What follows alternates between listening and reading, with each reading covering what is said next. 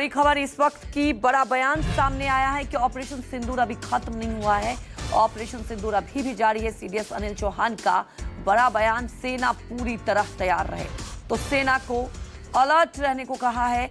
और देखिए, कई बार प्रधानमंत्री मोदी ने भी कहा कि ऑपरेशन सिंदूर खत्म नहीं हुआ है, ऑपरेशन सिंदूर अभी भी जारी है। और सीडीएस की तरफ से ये बड़ा बयान सामने आया है, अनिल चौहान का ये बड़ा बयान, ऑपरेशन सिंदूर जारी, सेना पूरी तरह तैयार रहे, युद्ध में कोई रनर अप नहीं होता है।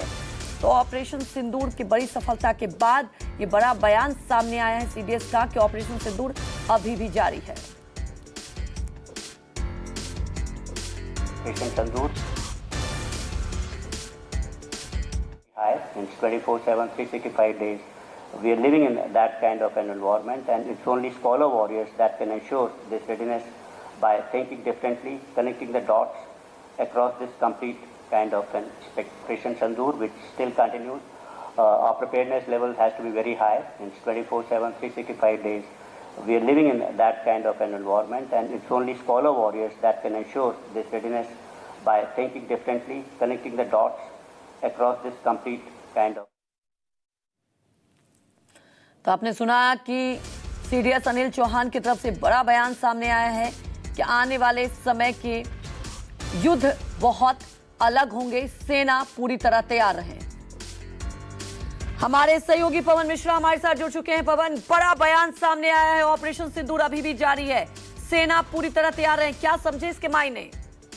बिल्कुल, आपको बता दें कि एक निजी अखबार की तरफ से रिसर्च स्कॉलर्स के लिए एक कार्यक्रम का आयोजन दिल्ली के मानक साध सेंटर में 2 दिनों का ये कार्यक्रम का आयोजन किया गया है, जहां पर सीडीएस ने वहां पहुंचे और उन्होंने शुरुआत ही इस तरह से की कि शस्त्र और शास्त्र के बारे में बताया कि युद्ध की रणनीति और जिस तरह से अभी कंबोडिया और थाईलैंड के बीच जो वार शुरुआत हुआ, उस वार को लेकर उन्होंने शुरुआत किया कि शस्त्र और शास्त्र दोनों अब रणनीति की ये जरूरत है।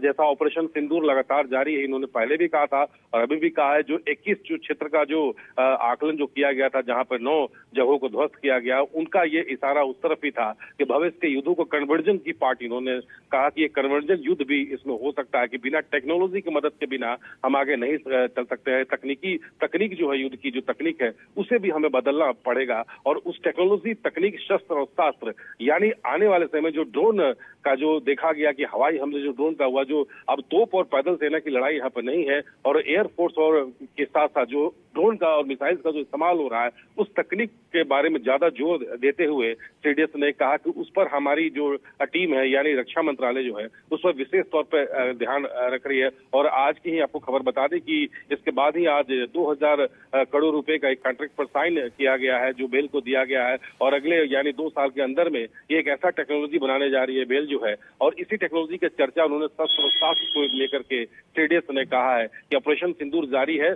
और आगे भी जारी रहेगा और समय कब रहेगा, स्थान किसका रहेगा, इसका भी तय जो है हम करेंगे। जी पवन, हमारे साथ जुड़ने के लिए आपका बहुत बहुत शुक्रिया।